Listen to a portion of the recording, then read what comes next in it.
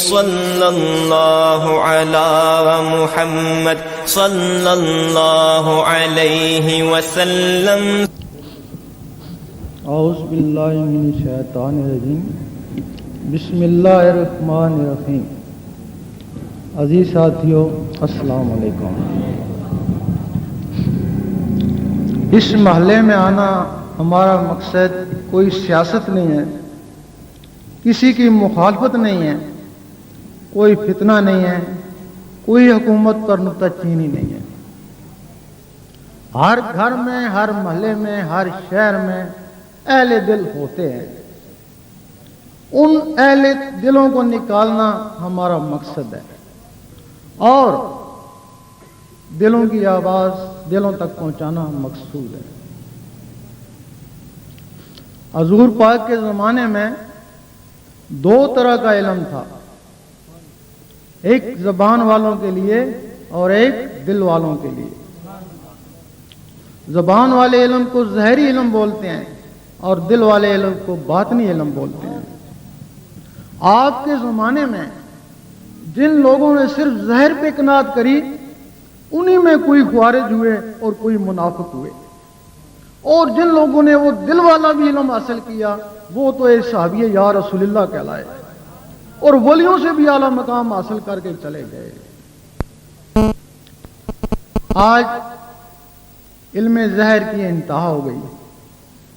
جب انتہا ہو گئی، وہ لوگ خارج منافق ہو گئے تھے اور یہ لوگ 72 فرقوں میں تقسیم ہو گئے۔ اب ضرورت اس بات کی ہے کہ جس علم سے وہ صحابی یا رسول اللہ کہلائے تھے، وہ علم آج کے نوجوانوں کے دلوں میں بھی ہونا چاہیے۔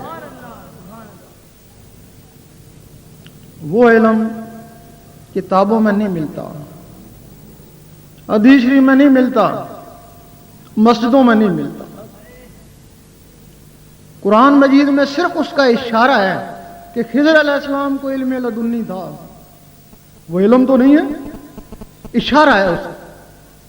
حدیث شریف قرآن مجید کے تشریحات ہیں، حدیث شریف میں بھی اشارے ہیں۔ حضرت ابو ہریرہ رضی اللہ تعالیٰ فرماتے ہیں کہ مجھے حضور پاک سے دو علم حاصل ہوئے، ایک تمہیں بتا دیا، اگر دوسرا بتاؤں تو تم مجھے قتل کر دو۔ اس کا مطلب ہے وہ حدیث شریف میں بھی نہیں ہے۔ اور ایک اور واقعہ ہے، ایک دفعہ مولانا جلال الدین رومی رحمۃ اللہ بازار سے گزر رہے تھے، لوگ بادب کھڑے ہو گئے۔ اس وقت جو بھی عالم ہوتا تھا عالم حق ہی ہوتا تھا، لوگ ان کی تعظیم کرتے تھے، لیکن ایک آدمی پھٹے پرانے کپڑے پہنے ہوئے ایک کونے پہ کھڑا اکڑا ہوا تھا۔ آپ نے اس کو گھورا کہ باقی تعظیم کر رہے ہیں اور اس کی حالت کیا ہے اور یہ اکڑا ہوا ہے۔ اس کو گھورا اور چلے گئے۔ اس آدمی کو بھی غصہ آ گیا کہ ٹھیک ہے، لوگ تمہاری تعظیم کر رہے ہیں اور میں بھی اپنی تعظیم تم سے کرانی ہے۔ مولانا صاحب اپنے مکتب میں چلے گئے، پیچھے پیچھے وہ شخص بھی چلا گیا۔ جب گیا تو وہ بیٹھے ہوئے تھے، کچھ مطالعہ کر رہے تھے۔ اس نے سلام کیا اور کتابوں کو دیکھا تو پوچھتا ہے این چیز، تو وہ برم ہو کے کہتے ہیں کہ این آ علم اس کہ تو نہ دانی، وہ علم ہے کہ جس کو تو نہیں جانتا۔ اس نے ان کے پیٹ پہ نظر ڈالی، ان کو بیت الخلاء کی حاجت ہو گئی اور چلے گئے لیٹرین میں۔ اس نے وہ کتابیں اٹھائیں اور پانی کے حوض میں پھینک دی۔ جب وہ واپس آئے تو دیکھا کتابیں ہی نہیں ہیں، تو پوچھنے لگے میرے یہاں کتابیں تھی، کدھر گئیں؟ اس آدمی نے کہا میں تو وہ پانی کے حوض میں ڈال دی، تو نے تو بڑا ظلم کیا، میرے بڑے قیمتی نسخے تھے کاغذی، بڑے دور دور سے میں نے حاصل کیے تھے، وہ تو سارے ختم ہو گئے ہوں گے۔ انہوں نے کہا ناراض کیوں ہوتے ہو، میں ابھی نکالتا ہوں۔ جب پانی سے نکالی تو وہ اسی طرح خشک تھی۔ اب مولانا صاحب پوچھتے ہیں کہ یہ چیز، تو وہ کہتا ہے آ علم اس کہ تو نہ میدانی ہے، کہ یہ وہ علم ہے جس کو تم نہیں جانتے۔ اس کا مطلب ہے کہ یہ وہ علم باطنی تھا، کیونکہ حدیث شریف بھی مولانا صاحب جانتے تھے، قرآن مجید بھی جانتے تھے، تو پھر وہ کوئی اور علم تھا جس کے متعلق کہا تھا کہ یہ وہ علم ہے جس کو تم نہیں جانتے۔ اب وہ علم پھر کہاں ہے؟ لوگوں نے سوچا حدیث شریف اور قرآن مجید کے علاوہ کہاں علم ہو سکتا ہے؟ قرآن مجید میں صرف اس 3 الفاظوں میں اس باطنی علم کی ابتدا ہے، وہ جو الف لام میم ہے۔ تم کہتے ہو حروف مقطعات، آگے چلو، چھوڑ دیا تم نے، لیکن وہ الف لام میم وہی باطنی کی ابتدا ہے۔ الف سے اللہ یا اللہ کا ذکر کر، یا لام سے لا الہ الا اللہ کا ذکر کر، یا محمد رسول اللہ کا ذکر کر۔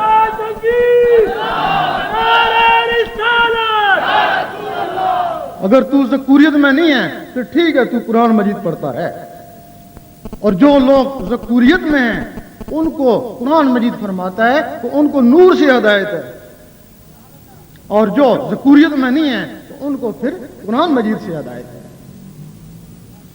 اب وہ باطنی علم کیا ہے؟ سخی سلطان پور رحمۃ اللہ فرماتے ہیں، میں کسی مدرسے میں نہیں پڑھا، لیکن میں نے قرآن مجید کا پہلا لفظ الف سے اللہ اللہ کرتا رہا، کئی سال تک اللہ اللہ کرتا رہا، اللہ اللہ میری نس نس میں چلا گیا، اللہ اللہ سے میرا سینہ منور ہو گیا۔ جب سینہ منور ہو گیا تو جس طرح ظاہری علم کے لیے سفید کاغذ چاہیے، اسی طرح باطنی علم کے لیے سفید سینہ چاہیے۔ میرا سینہ جب سفید ہو گیا تو مجھے حضور پاک نے سینے سے لگا لیا، جب سینے سے لگایا تو وہ باطنی اور ظاہری علم میرے سینے میں خود بخود ہی آ گئے۔ آپ فرماتے ہیں وہ علم میرے سینے میں آ گئے، لیکن چونکہ میں لکھا پڑھا نہیں تھا، وہ علم میرے سینے میں آ گئے لیکن میں لکھا پڑھا نہیں تھا، میں لکھ پڑھ نہیں سکتا تھا۔ پھر میں نے کیا کیا کہ میں وہ بولتا رہتا اور کاتب وہ لکھتے رہتے، اختا کہ میں نے وہ کتاب نور الہدا بھی اسی طرح سے لکھوا دی، اور کئی کتابیں بھی اسی طریقے سے لکھوا دی۔ اب وہ علم باطنی وہ کیا ہے؟ یہ تو الف سے اللہ سے اللہ اللہ کیا، لیکن اللہ اللہ کیسے کیا؟ زبان سے اللہ اللہ کرنا کوئی مشکل نہیں ہے، انہوں نے اگر اللہ اللہ کیا تو وہ دل سے کیا، تو دل سے اللہ اللہ کیسے ہوتی ہے؟ لوگ کہتے ہیں ہم نے دیکھا ہے دل گوشت کا لوتھڑا ہے، یہ اللہ اللہ کیسے کرتا ہے؟ لوگ کہتے ہیں یہ درویشوں کا خیال ہے، اگر تم اس کو حقیقت سمجھو، یقین کرو، تمہیں اس کے بغیر نیند ہی نہ آئے، لیکن تم کہتے ہو کہ یہ درویشوں کا خیال ہے۔ درویش کہتے ہیں کہ یہ زبان یہ بھی گوشت کا لوتھڑا ہے، یہ اللہ اللہ کیسے کرتی ہے؟ اس گوشت کو اللہ اللہ کرانے کے لیے ایک مخلوق ہے جو سینے کے درمیان میں ہے، اس کا نام ہے لطیفہ اخفا۔ وہ مخلوق اس کے ذریعے بولتی ہے، یہ گوشت کا لوتھڑا اس کا ذریعہ ہے۔ اگر کسی کی وہ مخلوق ختم ہو جائے، ڈاکٹر کہتے ہیں زبان تو ٹھیک ہے، پتہ نہیں بولتا کیوں نہیں ہے۔ انسانوں اور جانوروں میں انہی مخلوقوں کا فرق ہے، زبانیں جانوروں کی بھی ہیں، اگر صرف زبانوں کی بات ہوتی تو وہ بھی کچھ نہ کچھ بولتے، توتلا سے ہی بولتے تو صحیح۔ یہ مخلوق لطیفہ اخفا یہ آزاد ہے۔ تمہارے اس ڈھانچے میں 7 مخلوقیں بند ہیں، حدیث شریف وہ ہے جن کے نام ہے لطیفہ قلب، لطیفہ سری، روح، خفی، اخفا، انا، نفس۔ 7 اس ڈھانچے میں بند ہیں، 9 ان کے خلیفے ہیں جن کو جسے بولتے ہیں، 9 تو 16 مخلوقیں اس ڈھانچے کے اندر بند ہیں۔ وہ جو گوشت کا لوتھڑا ہے جس کو دل بولتے ہیں، اس کے ساتھ بھی ایک مخلوق ہے جس کا نام ہے لطیفہ قلب۔ 1,70,000 جالوں کے اندر بند ہے۔ اگر کوئی شخص اس کو بھی آزاد کرا لے تو جس طرح یہ زبان اللہ اللہ کرتی ہے، اسی طرح وہ لوتھڑا بھی اللہ اللہ کرتا ہے، وہ مخلوق اس کو اللہ اللہ کراتی ہے۔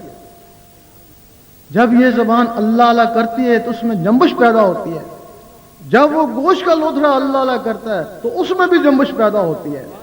جب ذکر اللہ سے گوشت کے لوتھڑے میں جنبش پیدا ہو جائے تو عرش معلیٰ کو بھی جنبش ہوتی ہے۔ تو فرشتے پوچھتے ہیں اے اللہ یہ کیا ہو رہا ہے؟ اللہ تعالیٰ فرماتا ہے میرا ایک خاکی بندہ جس پہ انکار سجدہ ہوا تھا، آج وہ نہیں، آج اس کا دل میرے ذکر میں مصروف ہے۔ اس وقت فرشتے کہتے ہیں کاش ہم بھی اس طرح کے انسان ہوتے، ہمارے اندر بھی ایسے دل ہوتے، ہم بھی تیرے عرش کو ہلاتے۔ اگر تم کو فضیلت ہے تو اس دل سے فضیلت ہے۔ کیا وجہ ہے کہ فرشتے ہزاروں سال سے عبادت کر رہے ہیں؟ کئی جنات ایسے ہیں جو صحابہ جن ہیں، حضور پاک سے بیعت ہیں، ابھی تک موجود ہیں، اور تم 40-50 سال میں ان سے کیسے بازی لے کے جا سکتے ہو؟ اگر بازی لے کے جاتے ہو تو اس دل سے۔ اب وہ جو لطیفہ قلب ہے وہ 1,70,000 جالوں کے اندر بند ہے، جب تک وہ آزاد نہیں ہوگا تو یہ مقام حاصل نہیں ہوگا۔ اب وہ آزاد کیسے ہوتا ہے؟ کسی شخص نے انڈا نہ دیکھا ہو، اسے کہا جائے یہ ہوا میں اڑے گا، یہ چوں چوں کرے گا، وہ کہے گا تو غلط کہتا ہے، نہ اس کی ٹانگیں ہیں، نہ پر ہیں، نہ زبان ہے، توڑ کے دیکھتا ہوں کچھ نہیں، اور تو کہتا ہے یہ ہوا میں اڑے گا۔ وہ ایک نقل ہے، اس کا نام بیضہ ہے۔ تمہارے اندر بیضہ ناسوتی ہے، اس کے اندر ایک چوزا بند ہے، اور تمہارے اندر ایک فرشتہ بند ہے۔ اس کے اوپر 3 چھلکے ہیں، اس کے اوپر 1,80,000 جالے ہیں۔ اس کو زہری گرمی کی ضرورت ہے اور اس کو اللہ کی ضربوں کی ضرورت ہے۔ اس کے لیے مرغی چاہیے اور اس کے لیے مرشد چاہیے۔ یہ کوئی قصے کہانی کی بات نہیں، یہ حقیقت ہے۔ یہ جو بات کر رہا ہوں یہ ایک تعلیم ہے، یہ ایک علم ہے۔ یہ علم حضور پاک کے سینے مبارک سے نکلا ہوا ہے، اور اسی علم کے لیے ہمیں بھی حکم ہے کہ اس کو عام کرو۔ کوئی واجب القتل کہے، کوئی کافر کہے، کچھ بھی کہے، ہم نے اس علم کو عام ہی کرنا ہے۔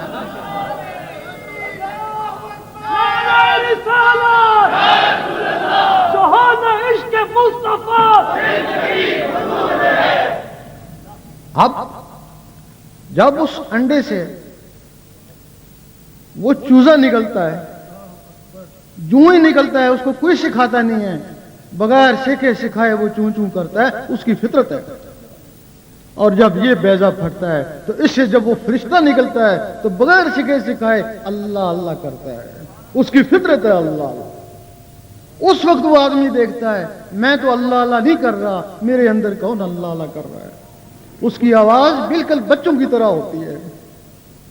اب آدمی اس کا استاد بن جاتا ہے، اس کو صرف اللہ اللہ کرنا آتا ہے، اس کو اور کچھ نہیں آتا۔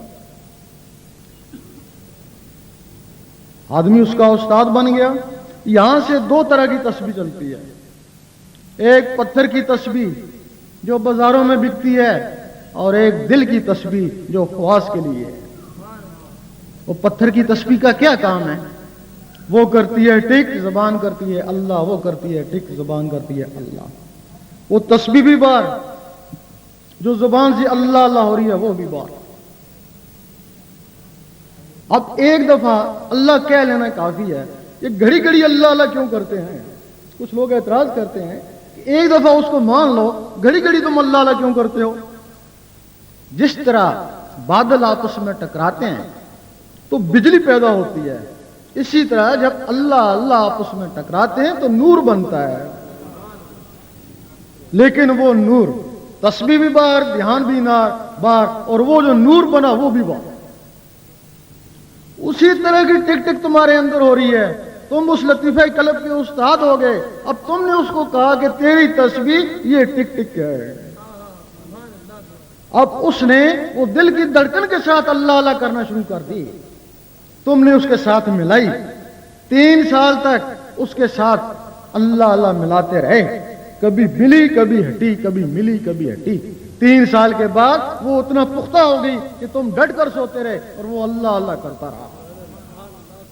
سیدی سلطان بو رحمۃ اللہ فرماتے ہیں کچھ جاگدے ہو ستے ہو، کچھ ستے ہو جاگدے ہو۔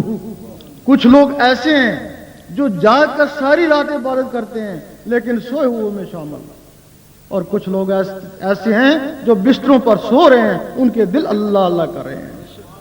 حضور پاک فرماتے ہیں ہم سوتے ہیں، ہمارے دل نہیں سوتے۔ اب اس ٹک ٹک کا کیا کام ہے؟ وہ جو اندر ہو رہی ہے، اس ٹک ٹک کا کام ہے کہ خون کو آگے دھکیلنا، پھر آگے دھکیلنا، نس نس میں پہنچانا، پھر خون واپس آ جاتا ہے دل میں، پھر وہ ٹک ٹکیں اس کو نس نس میں بھیجتی ہیں۔ اب ان ٹک ٹکوں کے ساتھ اللہ اللہ مل گیا، اب وہ اللہ اللہ ان ٹک ٹکوں کے ذریعے نس نس میں چلا جاتا ہے، پورے لوح میں چلا جاتا ہے۔ اب جب تک لوح کو نکالو گے نہیں، اللہ اللہ اس جسم سے نکلے گا نہیں۔